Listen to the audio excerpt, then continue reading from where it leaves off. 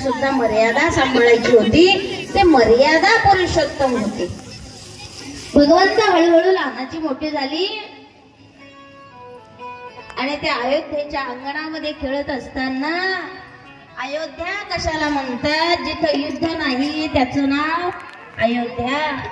दशरथ 5 कर्मेंद्रिय 5 ज्ञानेंद्रिय 11 मन याच्यावर जो रथ आहे त्याचं नाव आहे दशरथ. आणि दशरथ झाल्यानंतरच प्रभू रामचंद्र जन्माला येतात. राम, लक्ष्मण, भरत आणि शत्रुघ्न अशी 4 मुलं झाली. लहानाची मोठी होत असताना भगवंत सगळ्यांची मन सांभाळायची. पाहता पाहता माझा भगवंत 22 वर्षाची झाले. आणि आता विश्वामित्रजीचा यज्ञ सांभाळण्याचं काम त्यांच्याकडे आलं. दशरथाने सांगितलं विश्वामित्रजीला, असं करा, मला तुम्ही काही मागा, मी अर्ध राज्य देईन, पण माझ्या रामाला माझ्या जवळून लांब नेऊ. वशिष्ठाने सांगितलं, दशरथा, अरे किती दिवस डांबून ठेवणार आहेस? एकदा तरी त्याला पाठवावंच लागणार आहे कुठेतरी. त्याला राज्य सांभाळायचा अनुभव येऊ द्या. म्हणून विश्वामित्रजीचा यज्ञ सांभाळण्याकरता गेले. तिथे गेल्यानंतर अनेक राक्षसांचा संहार केला, त्राटिका मारली आणि मरीच नावाच्या राक्षसाला नुसती बाणाची हवा लागली. तो सरळ लंकेत जाऊन पडला. विश्वामित्रजीचा यज्ञ पूर्ण झाला. आपल्या शरीर रूपी मनाचा यज्ञ पूर्ण करायचा असेल तर राम आणि लक्ष्मण दोन्ही कानावर ते ठेवावं लागते, तरच तो यज्ञ पूर्ण होतो. जीवनाचा नाही तर होत नाही. कोणी काही म्हणलं की ऐकायला येत नाही का? यज्ञ सांभाळला. त्यानंतर जनकपुरी मधून सर्वांना स्वयंवराची पत्रिका आली.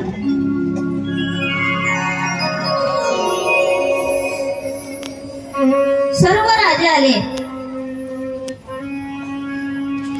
त्यामध्ये रावणही आलेला होता.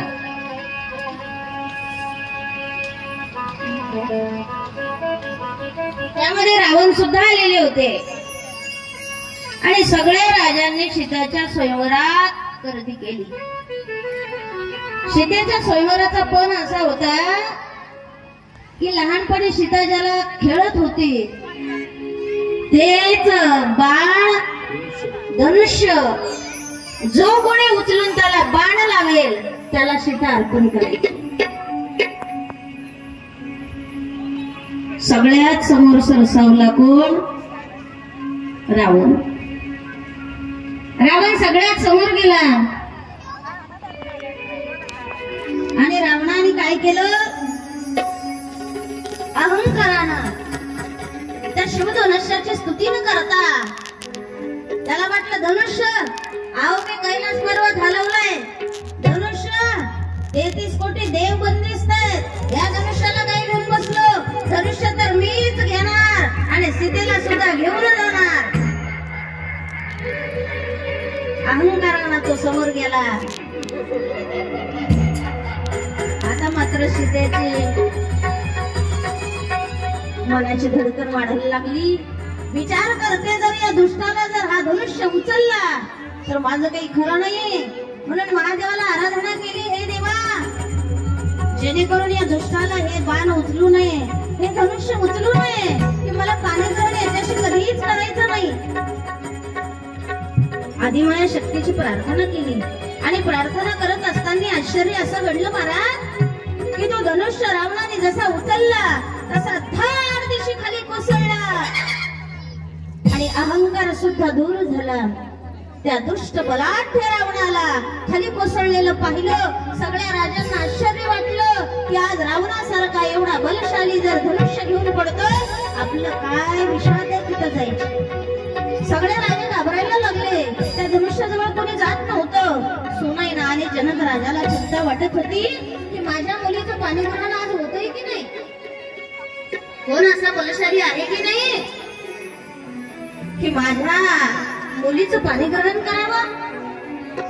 सुनयनाला सुद्धा चिंता वाटत होती,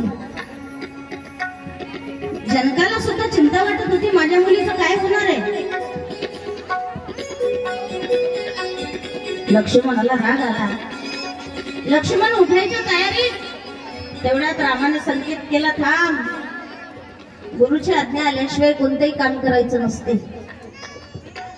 विश्वामित्राजीनं प्रभू रामचंद्राकडे असं पाहिलं आणि पाहिल्याबरोबर लक्षात आलं की आपल्याला संकेत केला.